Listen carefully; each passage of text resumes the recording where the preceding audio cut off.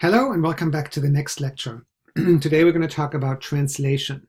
In the last lecture, we are sort of geared up for that by looking at what a protein is really made of and how we describe the protein and how we can use the terminology so that we can describe it in multiple ways so that in the end we can look at the structure of the protein and try to understand its function. So what we said the last time was that amino acids bind together to form proteins, that amino acids vary in their rest chains, specifically important whether or not they're charged or polar. We said that charge or polarity determines solubility of the amino acid or the part of the protein that they form. And we said that proteins can be described by their primary, secondary, tertiary, or quaternary structure. And we had some examples for that, and we defined what that is.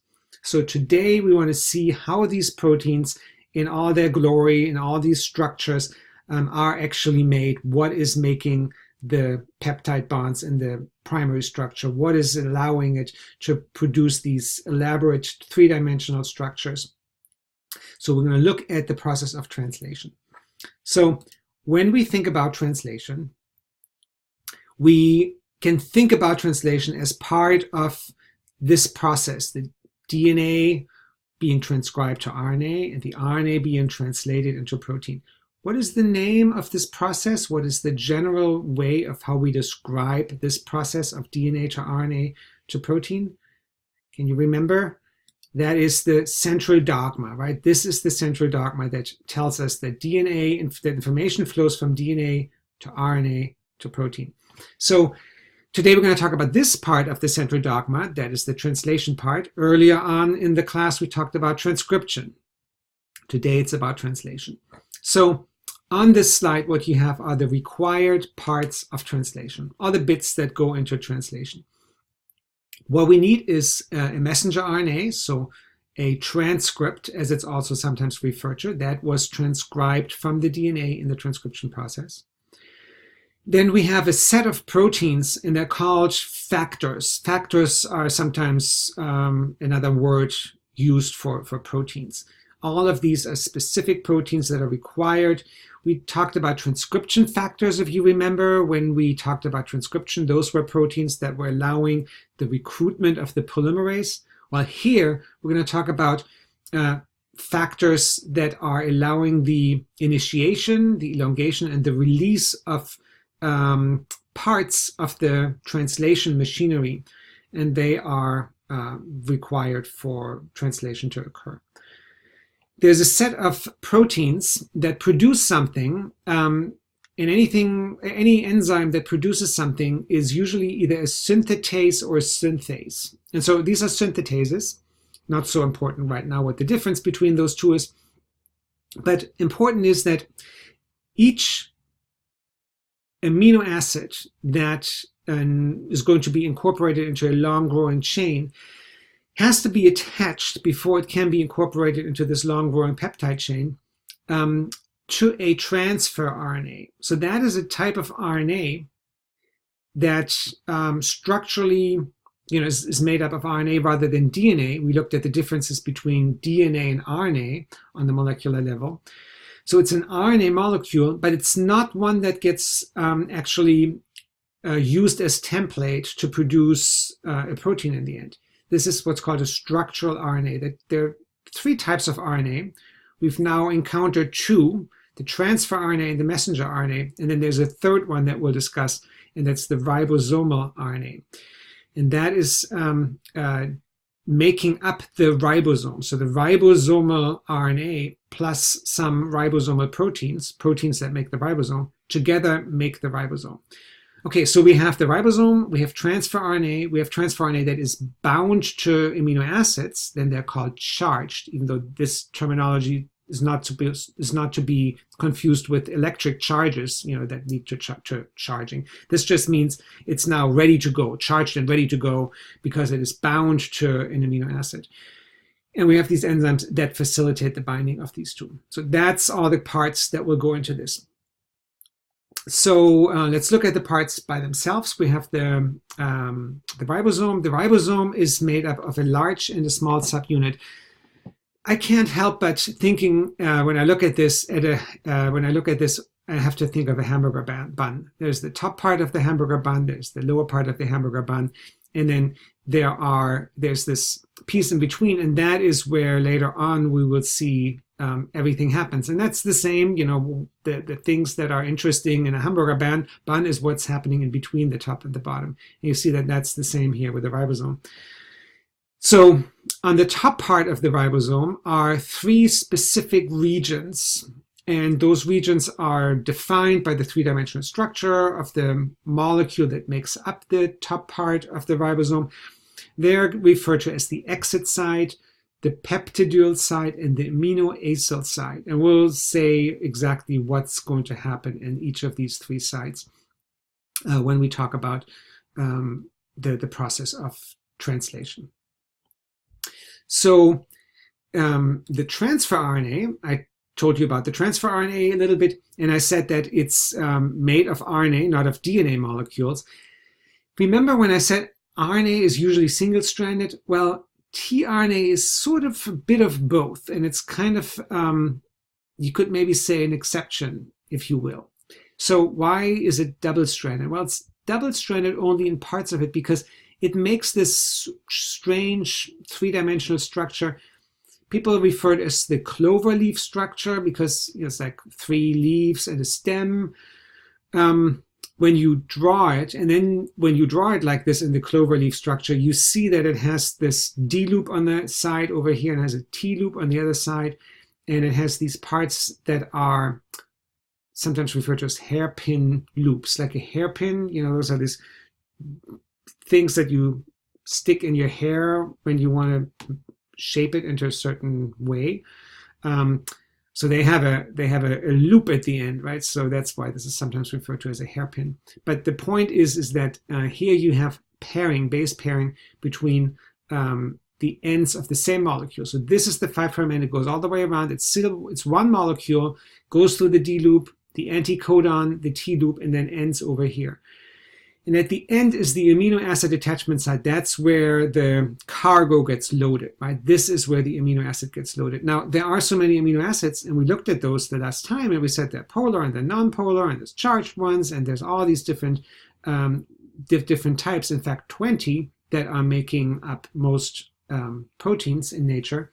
How does the cell know which amino acid to stick at this end here of the tRNA? That is determined by the anticodon. So the anticodon has a sequence here at the bottom, this part, that is determining what goes at the end. Now, exactly how it determines what goes at the end, that you will understand when you understand how the process of the charging, of the adding of the cargo is done. And I'll show you that in the next slide. The only other thing I want to point out here is that sometimes you also see it in a 3-dimensional way. So this flat thing is not found in the cell, right? This is just one way how we can depict it on a piece of paper or in a 2-dimensional way on a computer slide. But the 3-dimensional way is really more of an accurate way of how these things look. Okay, so tRNA. tRNA then is added to its requisite amino acid, and that has to be done very carefully. And in order to do anything very carefully in the cell, usually an enzyme is involved. Enzymes are so specific; they only do one thing. They're one-trick pony. They can do one thing, and they do that well. And so you have these different color enzymes here. All of them synthesize something, and they synthesize a tRNA, which is this tRNA, but the tRNA is already made. What they really do is they add this amino group, and it's called an aminoacyl when it's part of something else. So let's just say it's an aminoacyl tRNA synthetase because it makes, it combines the tRNA with the free amino acids. So each aminoacyl tRNA synthetase binds to one charged tRNA, unbound tRNA. Remember, this is not to be confused with the electric charge. It's unbound tRNA and its corresponding amino acid. And there's a specific enzyme for each amino acid. So this one's for isoleucine, this for valine, this is for glycine. And so the enzyme attaches the amino acid to the 3' end of the tRNA, and that is our what we call charged tRNA, our bound tRNA. This is now ready to be used in translation. I want to show you this this animation. This is from your book. I'm just going to drag it in here. I'm just going to play it. It takes about 1 minute and 7 seconds. Enzymes known as amino-acyl tRNA synthetases are important in translation. They carry out the actual translation from nucleic acid to amino acid. Each amino-acyl tRNA synthetase contains a binding pocket for an amino acid and another binding pocket for a molecule of transfer RNA. The shape and charge of the binding pocket for the amino acid allows only the correct amino acid to bind. Incorrect amino acids that come near are rejected. The shape and charge of the binding pocket for the transfer RNA also allows only the correct molecule to bind. Others are rejected. The binding pockets in the amino-acyl tRNA synthetase eventually become occupied by the correct amino acid and the corresponding transfer RNA. Okay, let me pause right here. So what I want to point out is that here is our sequence that I earlier on said was in the anticodon part of the tRNA. And so that part is what is going to bind later on to the mRNA, and the mRNA tells the translation process which amino acid it wants to add there. And so it needs to know this part goes with that. So that's the amino acid that goes with this particular anticodon structure. And that anticodon structure can only go with isoleucine because of this enzyme, because that enzyme will only allow this in the pocket and that in the other pocket, and only that combination will work. That is why we have specificity of the codon, the anticodon here, this set of 3 letters, and the amino acid. A chemical bond is formed in which the amino acid is attached by a covalent bond to one end of the tRNA. This process creates what is known as a charged transfer RNA. Once the covalent bond is made, the charged tRNA is set free. Each amino-acyl tRNA synthetase enzyme charges a transfer RNA with its corresponding amino acid. Correct translation of messenger RNA into protein requires a full set of charged tRNA molecules. All right. Okay, so here we go. So now we know a little bit more about how these specific tRNAs are made. Now let's go on and see what happens next. So the mRNA that was made in transcription provides the 3 nucleotide docking stations. I call them docking stations. I don't think your book does. Your book calls them codons for the anticodon on the tRNA. So what do I mean with that? What I mean is that you have the template strand on the DNA, and that was transcribed. And now you have the mRNA, and that is now going to be translated.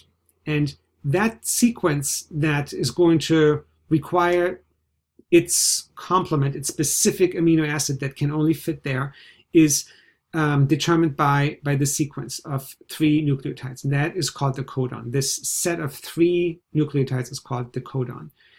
And the anticodon, that is that part that you find in the anticodon region of the tRNA. And that is what determines what can fit there because of the synthetase that will only put this with that and nothing else. And so now the next task is that we have to match up the amino acid that's bound to the amino acid that's bound to a tRNA, so that the tRNA finds its correct codon and matches the anticodon with the codon. And so it says here, note that the first base in the codon on the 5' end pairs with the last base in the anticodon. So this goes 5' to 3', this goes 5' to 3' in the other direction, right? Just like DNA or RNA, we have anti-parallelity here, so that that we have the pairing occurring in that specific way. So A pairs with U. Remember in DNA that's a T, right? But here we have RNA, so that's a U. A binds with U. Again, this is an RNA strand, not a DNA strand, so we don't actually have any T's in here. And then G binds with, pairs with C. This will give us a a methionine amino acid. So that's the first amino acid usually in a protein, and that is what the AUG codon stands for. So that's not happening like this. What that requires is the ribosome. So let's look at the translation step by step and use the ribosome as the thing that holds them together, just like the hamburger bun with the patty in between and all the fixings that go on top that are required. So let's look at it step by step. First step is pre-initiation. So you have initiation factors recruiting the small ribosomal subunit, that's this part, and the tRNA methionine, that's this particular amino acid with methionine bound to it, and they bind together, and now they scan the mRNA for an AUG codon. And AUG is usually how a protein starts. So let's look for the start codon, that is AUG.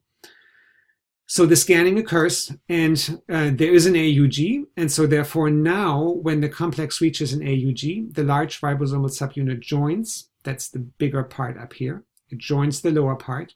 The initiation factors, the proteins here, are released, and a tRNA complementary to the next codon binds to the A site. Okay, that's the A site. This has already bound, and the A site is now where the next amino acid can bind. So this will bind over here, C with G, A with U, A with U. And then this particular codon here, that anticodon, codes for a valine amino acid. Next step would then be a reaction transfers the methionine to the amino acid on the tRNA in the A site, and then that forms a peptide bond. And so now you see here two of those amino acids binding together, creating the beginning of the strand, of the growing strand. Now we have the elongation phase where this thing basically just chugs along the mRNA and it reads what it sees, and it puts in tRNA that have certain amino acids bound to them, very specific amino acids bound to them that are just specific for their anticodon, and the chain continues to grow. So the ribosome moves down one codon, which puts the amino acid carrying the polypeptide into the P site, and the now uncharged tRNA into the E site. That's the one that is now done, that delivered the first amino acid, and that is where it's ejected. That's why it's called the E site. The new tRNA complementary to the next codon binds to the A site. So this guy now binds over here. And so that's our elongation step. And then that keeps going on until it reaches a stop codon. A stop codon is a codon over here on the mRNA that does not code for an amino acid, but basically says enough, and it makes this hamburger bun split open and fall off, and the ribosome is gone, and translation stops. So the polypeptide transfers to the amino acid on the tRNA. In the A site, the polypeptide is elongated by repeating steps D and E. Those are the steps that I showed you before. So your book has a nice animation for that as well. So I'm going to show you that as well. Translation of the sequence of codons in messenger RNA into the sequence of amino acids in a polypeptide chain is an orderly process repeated over and over again. The large subunit of the ribosome contains 3 binding sites for transfer RNA molecules, but only momentarily are they all occupied. When the codon being translated, in this example ACC, has attracted the corresponding charge transfer RNA, the growing polypeptide chain is attached to the incoming amino acid. The uncharged transfer RNA at the E site is ejected. The large subunit of the ribosome moves the length of one codon farther along the messenger RNA, which leaves the A site unoccupied. The base sequence of the codon in the messenger RNA in the A site undergoes base pairing with the anticodon in the corresponding charged transfer RNA. The base pairing brings the correct charged transfer RNA into line. A covalent bond forms that transfers the growing polypeptide chain from the transfer RNA in the P site to the transfer RNA in the A site. At the same time, the uncharged transfer RNA in the E site is ejected. This completes one cycle in the process of translation. In the next cycle, the large ribosomal subunit will move one codon to the right, freeing the A site and the next charge transfer RNA will be brought into line. The process continues until a stop codon is encountered. All right, so there we have it. Almost as good as Netflix.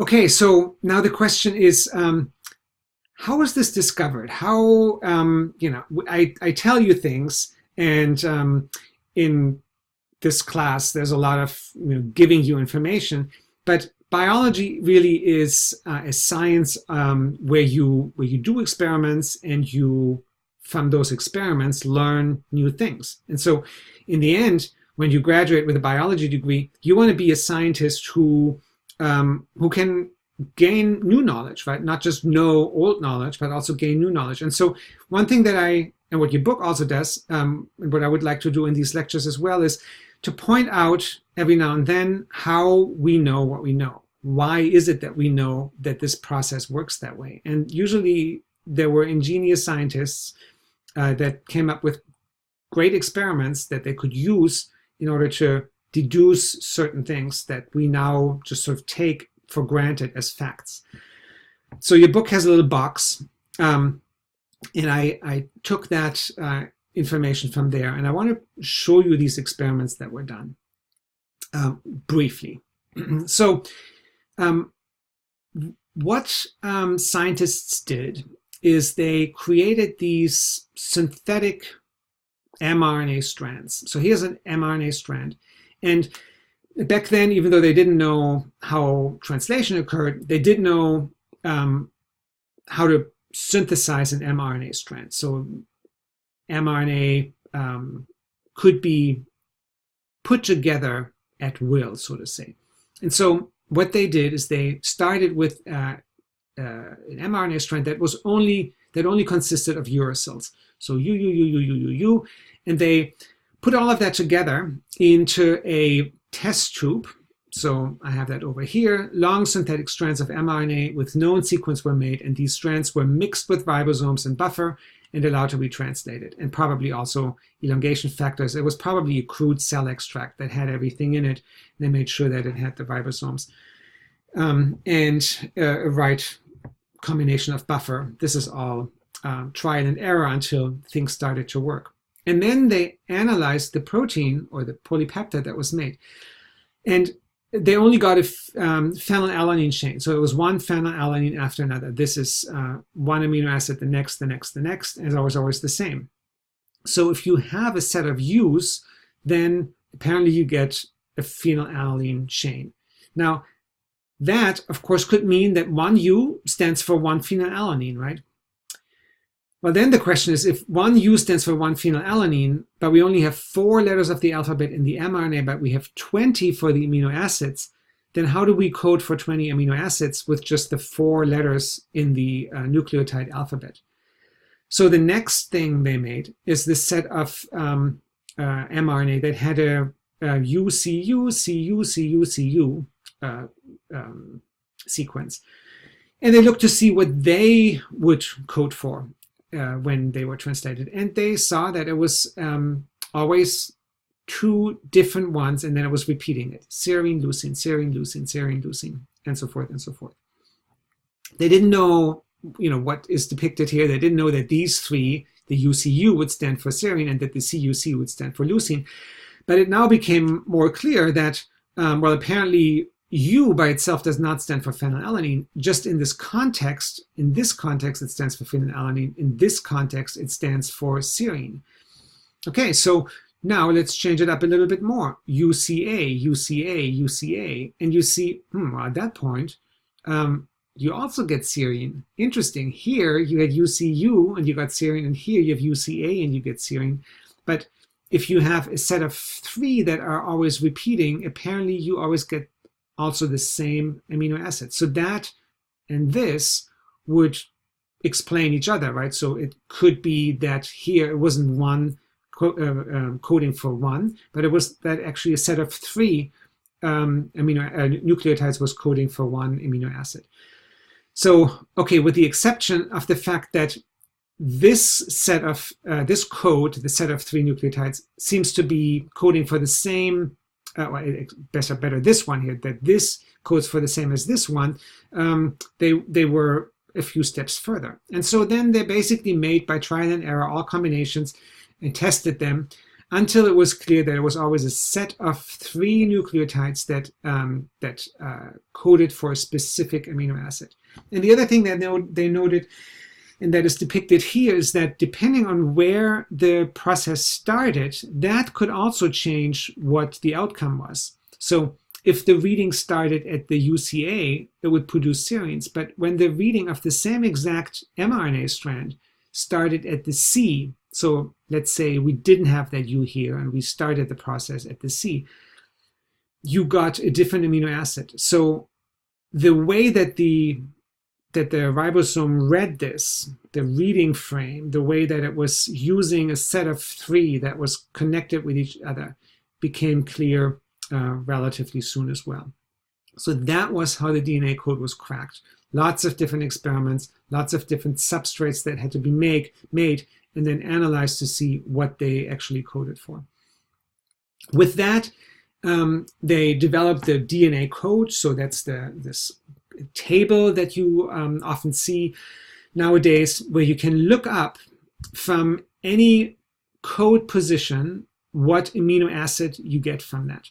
So if you are on the first position in your code, in your codon, and your second position and your third position, if you look that up, first is a U, second is a U, and the third one is, let's say, a U. Then you go U, and then this one here is that one here. And so we have U, and that produces a phenylalanine. Now it turns out that the UUC also produces a phenylalanine. And of course that made sense because on the previous slide I showed you that we had multiple different codons that were producing the same amino acid. So they knew that from relatively early on. And so now it was just a matter of figuring out which of these codons stood for which of the 20 amino acids.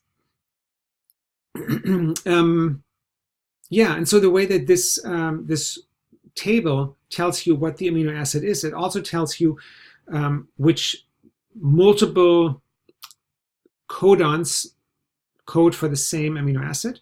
Has the name here, the 3-letter name of the amino acid. So this is valine, and then there's also 1-letter abbreviation. At some point you can start to memorize all of those, but you don't really have to memorize those for this class.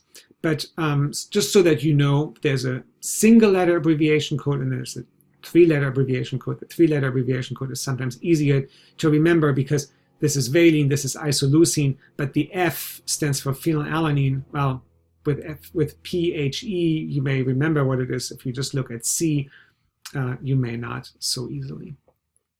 Okay, so you see here that 4 codons code for valine, and you see that only 2 code for phenylalanine, 6 code for leucine. So there is some variation here. And you also see the shading on this table where the amino acids that are coded for are either nonpolar or they're polar. The basic, that's the yellow, or the acidic is pink here. And then we have the 3 stop codons. And I told you about the stop codons. Those were the ones where the translation process stops because UAA stands for no amino acid. It just stands for stop. Okay, so that's the DNA code, and we're going to use that when we look at how things are transcribed and translated, and when we then think about a little bit further, and you can already start thinking about that a little bit.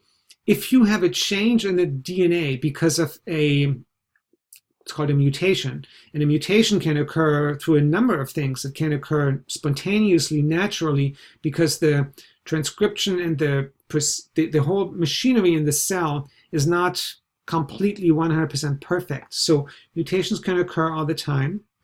They can also occur because we are exposed to mutagens, for example, UV light, or other mutagens, other chemicals that can mess with the DNA substance, with the DNA sequence, and therefore change the DNA sequence slightly. And if you take a look here, you can already see that if you change if you were to change a CUG to an AUG, you would have a difference in an amino acid, right? This is a leucine, this is a methionine.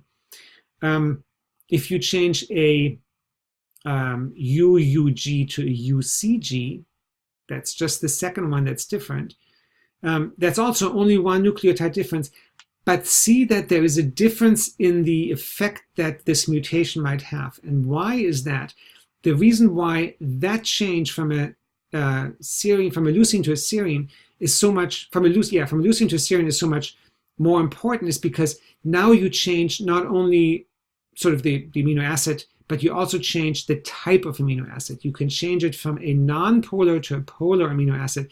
And when you think back to the last lecture where we discussed how the polarity of an amino acid has something to do with the place where the amino acid can be found in the cell membrane versus the cytoplasm, then a change where you substitute one amino acid to another amino acid can have quite important structural consequences for that protein. And so there you can already start to see how slight changes in the code, in the DNA code, can have an effect that can change the evolution of this protein, the function of this protein. There's maybe a directionality of how things can change by chance from one function to another function, just because of the change from non-polar to polar amino acids. And so that's why I like this table, because it shows you not only the change, it shows you the code and the amino acid, but it also shows you what type of amino acid you get. And so small changes might have smaller or larger repercussions for the function of the protein. And then there's one other thing I want to point out, and that is that if you look at this, if you were to change the third amino acid, the third nucleotide, this amino acid never changes, right? So Cu is always the first two, but the last one is variable. So it actually doesn't matter what the third position is so much, because you change the third position and nothing changes in the amino acid that is used. Here you see that the same principle is true for phenylalanine or for leucine. You change the third position, there's no change. You change the third position here, it's still serine, regardless of what the third position is. That that principle of that third amino acid not being quite as important as the first two, that's referred to as wobble. Not sure why it's called wobble, but that's what it is. W-O-B-B-L-E, wobble. So there's wobble in the code, and that just means that the third codon is not as important as the first two because it doesn't change the amino acid. All right, we'll come back to that when we play a little bit more about around with genes, and we transcribe and translate some genes just to see what happens and how that has an effect on the evolution of proteins. There's two more things I want to do in this lecture. I want to point out one that is a set of definitions. Those are definitions that you might want to know about. Your book brings them up here, so I might as well bring them up here as well. It's the definition of a monocistronic versus a polycistronic RNA. So here's a monocistronic RNA. Monocistronic RNAs are found in eukaryotes, and they code for one peptide. That's the definition. So eukaryotes make one RNA, and that codes for one protein. So that there's really nothing too exciting about that, right? That's kind of what we thought. Here's our mRNA. You see that it has a 5' cap. We don't see the 3' poly-A tail here. We see a start codon. So that's the AUG codon. That's where our transcription will occur. That's where the translation will occur from here to here. That's our stop codon. You see that the mRNA is longer, right? Here's the transcription start, transcription end. But the translation start and end are within that mRNA, and that's a smaller part. But the point of the monocistronic definition is that this bit will make us one peptide. The polycistronic is found in prokaryotes. Bacteria oftentimes have polycistronic messages, or mRNAs. And so here, the initiation in prokaryotes is at any Shine-Delgarno sequence that is the promoter in a prokaryote. The mRNA can therefore be polycistronic mRNA that codes for several polypeptides. So this whole thing here, whenever you have that particular, I shouldn't say promoter, when you have that region that allows for the binding of the ribosome, that is what the Shine-Delgado sequence is. And so that then allows the binding, and that then allows the translation of this bit of the mRNA, while here that bit of the mRNA is translated with a stop codon here and a stop codon here. So polycistronic mRNA is found in prokaryotes, and it codes for multiple peptides or proteins. So that was one other thing I wanted to show you. The second other thing that I want to show you before I sum up what we talked about today is something that you find in your book, and that's called the visual synthesis. And there are several visual synthesis pages in your electronic book that I would very much recommend that you take a look at. So they try to visually synthesize a set of principles that we discussed, in this case, in the first 4 chapters. So this picture here visually sort of tries to synthesize all of the parts, many of the parts that we discussed. We talked about the chemistry, we talked about amino acids and proteins, we talked about nuclei, we talked about the membrane. This is the nuclear membrane, this is the cell membrane. We talked about the transcription and the translation process. We talked about the dogma, the central dogma that is shown here. And then you see that there's DNA here. You see that there's transcription going on. We have the RNA polymerase. We have the transcription bubble. We see how initiation occurs and how you get the RNA transcript. This part of the cell shows you the splicing part, and then it shows you how the translation occurs outside in the cytosol, while this part occurs inside the nucleus. I think these visual synthesis pages are really nice in that they sort of put everything together and show you visually where things and how things occur within the cell. And when you do this, not on the slide, but when you go into your ebook and use the Launchpad, you can actually zoom into these parts, and you can look at parts individually. You can zoom back out, and you can see what it is that you can see the overview of the whole thing, so that you get the big picture. So I would definitely urge you, go to your 4th chapter, go click on the visual synthesis and play around with that a little bit. There are some questions that you can answer as well. Those are for practice. Okay, so let's sum up what we discussed today in lecture 6 about chapter 4. Translation requires ribosomes, it requires mRNA, tRNA, tRNA synthetases, and then it requires these proteins that are called initiation, elongation, and release factors. The mRNA sequence provides the codon, and with that the information which of the tRNA is then allowed to bind. And so the tRNA is very specifically attached to only one type of amino acid, depending on its anticodon sequence. The ribosome brings the tRNA amino acid after it's bound together and the mRNA together, and then facilitates the formation of peptide bonds between the amino acids. The repeated cycles of tRNA mRNA binding within the ribosome creates the growing peptide chain. The DNA code is usually depicted as a lookup table that translates the codon on the mRNA into the correct amino acid. And I didn't specifically call it that, but I pointed out that multiple codons can code for the same amino acid, and that is called the degenerate code. Degenerate code is something that you often hear in context with DNA, and that it means that multiple code words, so triplets of nucleotides, multiple code words stand for the same for the same solution, so for the same amino acid that code stands for. There can be multiple different types of degenerate codes. You can think of a language maybe, or you can think of a way that you code something that you want to have a secret way of encoding a message. So degenerate code is not a phrase that only refers to the DNA code, but it's often used to describe the fact that there are 64 code sequences for the 20 amino acids. And that you can see nicely in that table, in that lookup table. And that ends our lecture for today. I'll see you in class.